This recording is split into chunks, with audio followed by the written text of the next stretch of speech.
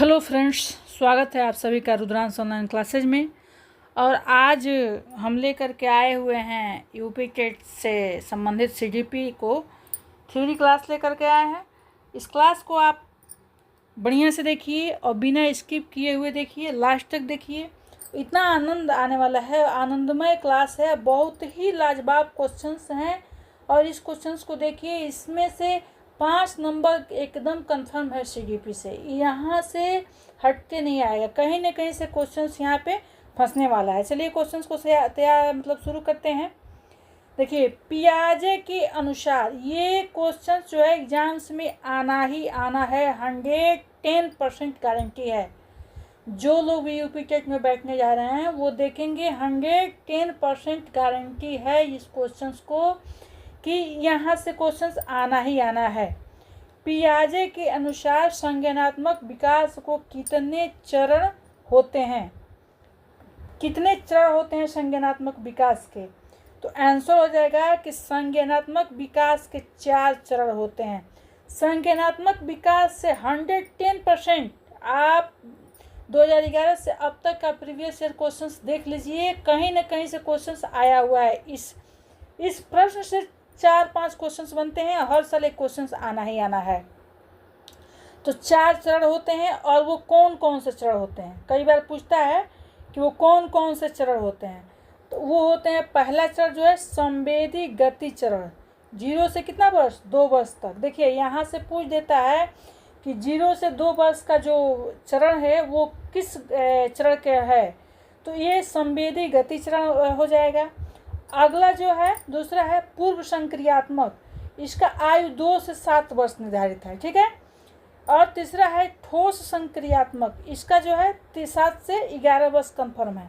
और अगला है औपचारिक संक्रियात्मक, 11 वर्ष से आगे जो है उसको हम औपचारिक संक्रियात्मक कहते हैं। यहाँ पे ये कभी भी पूछ देता है कि पूर्व संक्रियात्मक अवस्था के अंतर्गत कौन से बालक आएंगे, वर्ष का ऑप्शन देगा। ठोस संक्रियात्मक के अंतर्गत कौन से बालक आएंगे, ऑप्शन दिया रहेगा। तो इस क्वेश्चन को आप लोग ध्यान से देखिए, 110% ये प्रश्न आना ही आना है, एकदम गारंटी के साथ। चलिए अगला क्वेश्चन है नज़दीकी विकास क्षेत्र का जेडीपी। देखिए जेडीपी से क्वेश्चन आया था। जेडपीजी का किसका सिद्धांत है? जेडपीजी जो है वो किसका सिद्धांत है, ये कई बार पूछा है। तो लेव वाइगोत्स्की, आंसर क्या हो जाएगा? लेव वाइगोत्स्की। चलिए अगला क्वेश्चन देखिए, व्यक्तित्व के व्यक्तित्व का निर्माण मुख्यतः किनसे होता है? व्यक्तित्व का निर्माण किससे होता है? देखिए आनुवंशिकता और पर्यावरण दोनों से। देखिए यहाँ पे क्वेश्चन और बनता है कि व्यक्तित्व निर्माण में बाधा कौन से हैं। तो व्यक्तित्व निर्माण में बाधा आनुवंशिकता, पर्यावरण भी हो सकते हैं, कई तरह ऑप्शन हो जाते हैं। तो इस ऑप्शन को ध्यान से देखना होता है, ठीक है ना। तो व्यक्तित्व निर्माण में बाधा जो है वो किससे होता है, ठीक है। चलिए अगला क्वेश्चन देखते हैं। अगला क्वेश्चन देखते हैं।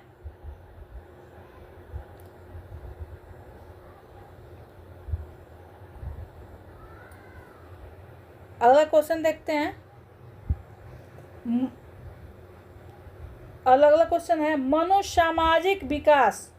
मनोसामाजिक विकास का सिद्धांत किसने दिया था? मनोसामाजिक का जहाँ भी बात आएगा वहाँ एरिक्सन आ जाएंगे, तो सही आंसर हो जाएगा एरिक्सन। मनोसामाजिक विकास का सिद्धांत जो है एरिक्सन ने दिया था, ठीक है। अगला क्वेश्चन देखिए, बुद्धिलब्धि से तो आना ही आना है, क्वेश्चन एकदम बुद्धिलब्धि से आना है। बुद्धिलब्धि IQ का सूत्र पूछ देता है, चाहे IQ से क्वेश्चंस बहुत सारे बनाते हैं। IQ का फार्मूला क्या होता है?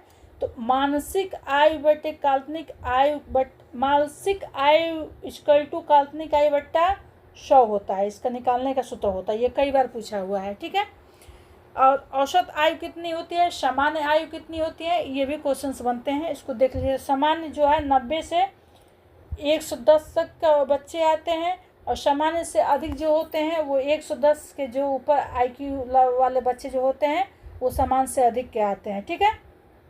चलिए अगला क्वेश्चन देखते हैं। शिक्षा का उद्देश्य है, शिक्षा का क्या उद्देश्य है? तो शिक्षा का जो उद्देश्य है वो सर्वांगीण विकास करना है। क्या है? सर्वांगीण विकास करना है। ठीक है ना। चलिए अगला क्वेश्चन देखते हैं। अगला क्वेश्चन देखते हैं, सीखने का नियम, प्रयत्न और त्रुटि किसने दिया? ये क्वेश्चन कई बार दोहराता है। ठीक है, सीखने का नियम जो है, प्रयत्न और त्रुटि किसने दिया है? तो सीखने का जो नियम है वो थॉर्नडाइक ने दिया है। इसका राइट आंसर हो जाएगा थॉर्नडाइक। चलिए अगला क्वेश्चन, क्रियात्मक अनुबंधन, क्रियात्मक अनुबंधन सिद्धांत किसका है? क्रियात्मक अनुबंधन सिद्धांत किसका है?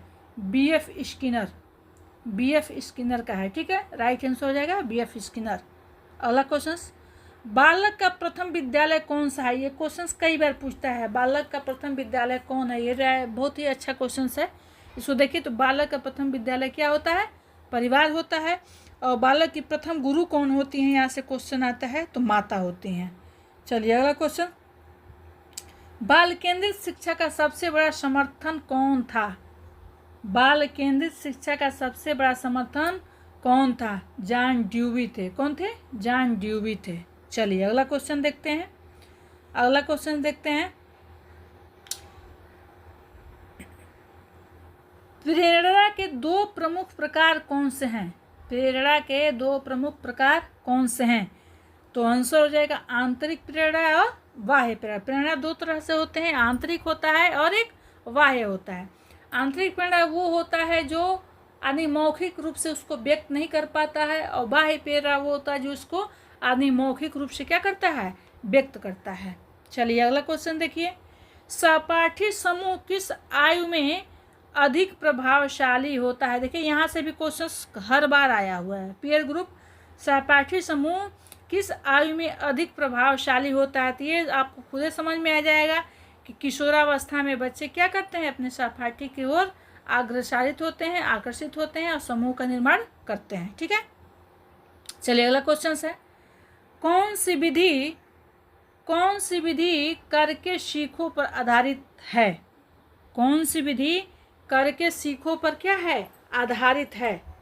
तो राइट आंसर हो जाएगा, राइट आंसर हो जाएगा आपका क्रियात्मक शिक्षण पद्धति। क्या हो जाएगा? क्रियात्मक शिक्षण पद्धति। ये करके सीखने पर बल देता है। ठीक है, अगला क्वेश्चन, अगला क्वेश्चन हो जाएगा, अगला क्वेश्चन हो जाएगा, ज्ञान का निर्माण, ज्ञान का निर्माण नॉलेज कंस्ट्रक्शन किस सिद्धांत पर आधारित है?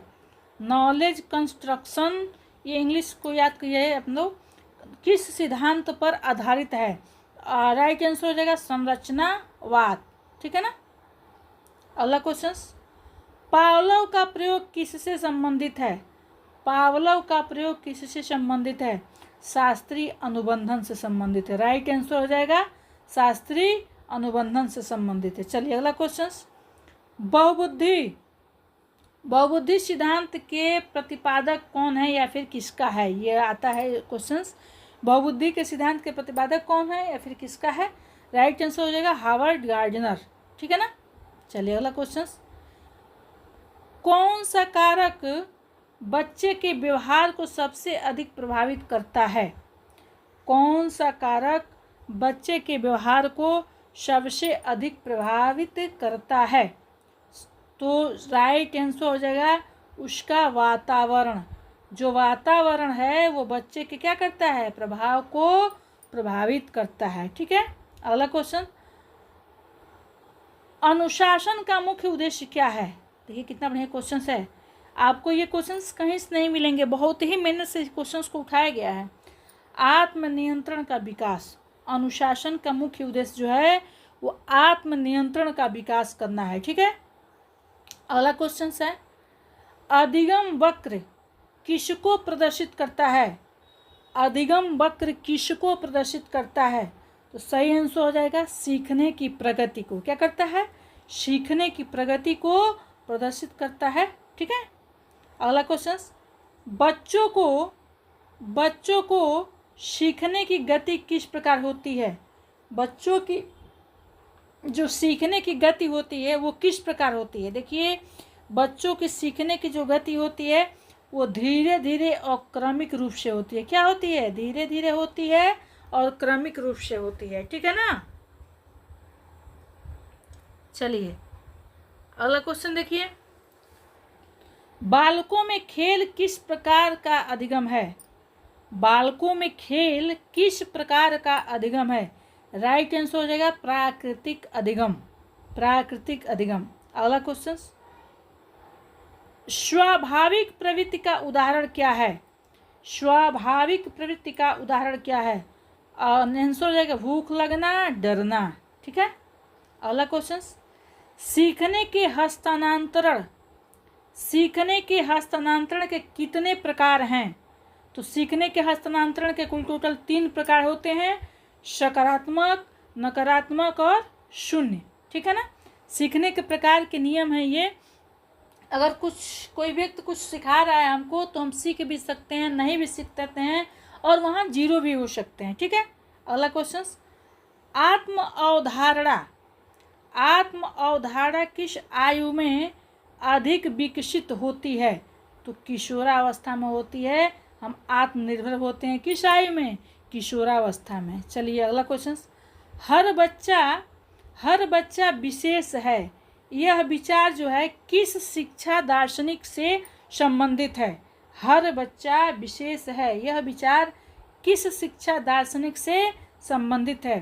तो ये है महात्मा गांधी से संबंधित है, और आधुनिक शिक्षा मनोविज्ञान है जो उससे संबंधित है। ठीक है दोस्तों, अगर ये वीडियो अच्छा लगे तो लाइक शेयर सब्सक्राइब जरूर करें, और चैनल को मतलब जो बेल आइकन है उसको ऑल कर लें कि जो भी टोटल नोटिफिकेशन आप तक पहुंचता रहे।